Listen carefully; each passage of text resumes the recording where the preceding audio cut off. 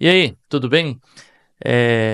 Queria saber se você já se sentiu pressionado a abandonar os seus valores por algum tipo de pressão que acontece no mundo. Hoje, o texto que a gente vai analisar, capítulo 1 de Daniel, versos 3 a 7, a gente vê a história de 4 jovens que foram levados para o exílio babilônico e que foram pressionados por estratégias para poderem abandonar aquilo que eles acreditavam.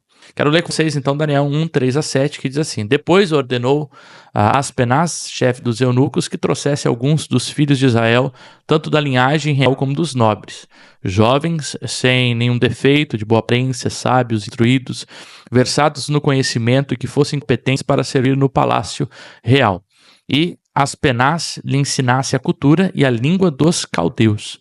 O rei determinou que eles recebessem alimentação diária, tirar as finas iguarias da mesa real e do vinho que ele bebia. Os jovens deveriam ser educados ao longo de 3 anos e ao final desse período passariam a servir o rei. Entre eles se achava Daniel, Ananias, Misael, Azarias, que eram da tribo de Judá. Nós temos aqui 4 estratégias utilizadas para poderem tirar ou para poder desafiar a fé desses 4 jovens, né? Realmente 4 jovens aí na sua adolescência, juventude, né? Aí de 14 anos de idade. E aí a grande pergunta é: será que esse desafio que aconteceu há mais de 2.600 anos atrás é algo que a gente enfrenta ainda hoje? E eu quero mostrar para vocês 4 desafios que esses jovens enfrentaram, que a gente ainda enfrenta quando a gente procura viver a nossa vida a partir da fé que nós cremos. O primeiro desafio que esses jovens enfrentaram foi o isolamento, quando o mundo te afasta por conta da fé que você tem. Então, esses jovens são tirados da sua terra de Judá, levados para o cativeiro babilônico. Tiveram que deixar família, parentes, amigos, para viver em um novo contexto, em um novo local.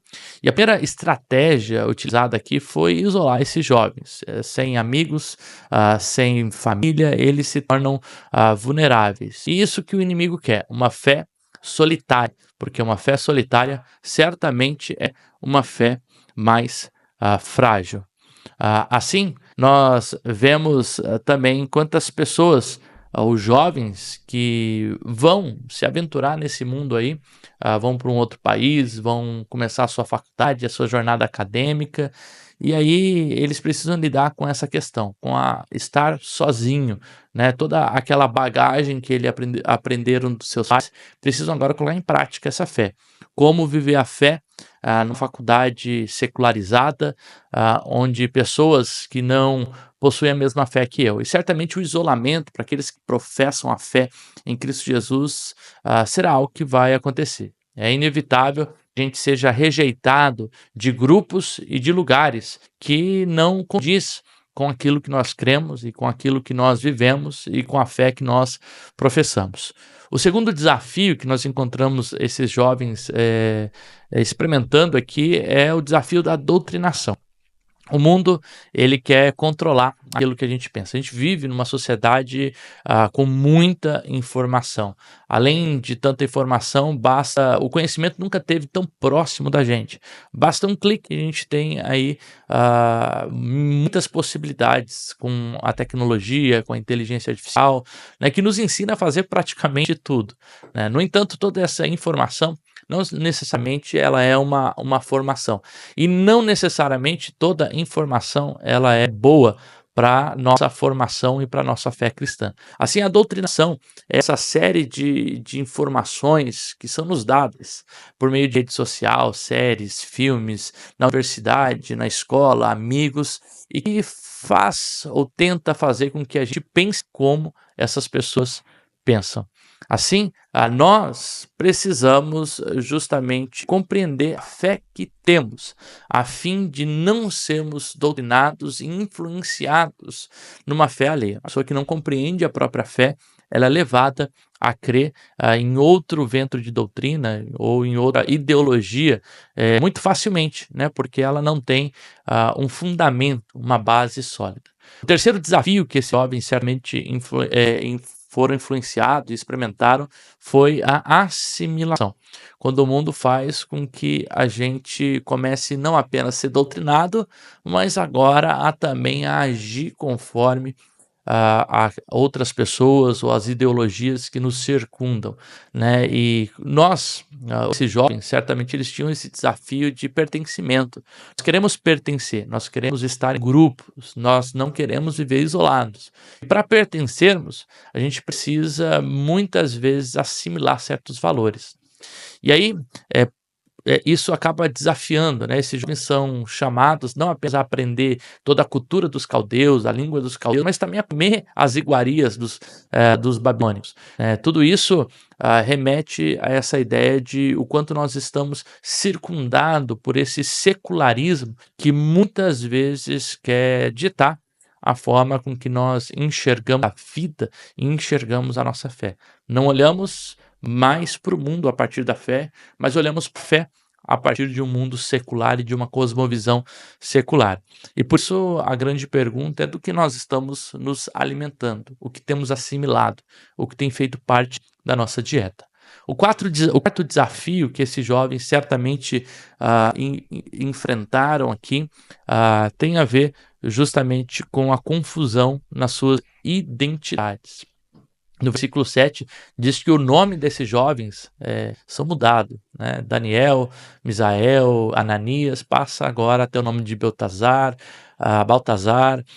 Sadraque, Mesaque, Abidnego, nomes babilônicos com uma outra identidade, um outro significado, e para o mundo antigo o nome carregava uma grande importância na identidade própria da própria pessoa. Hoje, com a quantidade de informação que nós temos, a quantidade de ideologias que tentam nos doutrinar e a necessidade de assimilação e pertencimento, isso faz com que, consequentemente, a gente às vezes vive um pouco confuso nossa própria identidade. Quem somos? Por que estamos aqui? Para onde vamos? Perguntas que sempre fizeram parte da essência do ser humano, às vezes elas se tornam mais complexas de serem respondidas, porque eu não sei quem eu sou. Não sei qual gênero eu tenho, não sei que tipo de fé eu professo. Todas essas coisas acabam confundindo a mente das pessoas. Mas nós que estamos em Cristo Jesus, precisamos nos firmar na identidade dada pelo próprio Cristo a nós, a identidade daqueles que são filhos de Deus e que olham a vida a partir da perspectiva da fé. A nossa identidade primeira é a identidade celestial, daqueles que são filhos de Deus. E que daí então nós olhamos para a vida, para o sentido e para aquilo que fazemos a partir dessa própria identidade que é dada pelo próprio Deus. Não tem medo de dizer não. Não para o pertencimento que nos torna igual ao mundo. Não para a doutrinação que tira a nossa fé e a nossa esperança. Não para a assimilação que nos faz fazer parecer a cada dia mais o mundo e a cada dia mais distante de Deus. Porque somente assim a gente consegue, de fato, ter uma identidade que é firmada em Cristo Jesus. Que essa devocional possa ter abençoado a sua vida. Se você gostou desse vídeo, né, curta, se inscreva no canal, compartilhe, ative as notificações. Que Deus abençoe muito a sua vida e o seu dia. Deus te abençoe.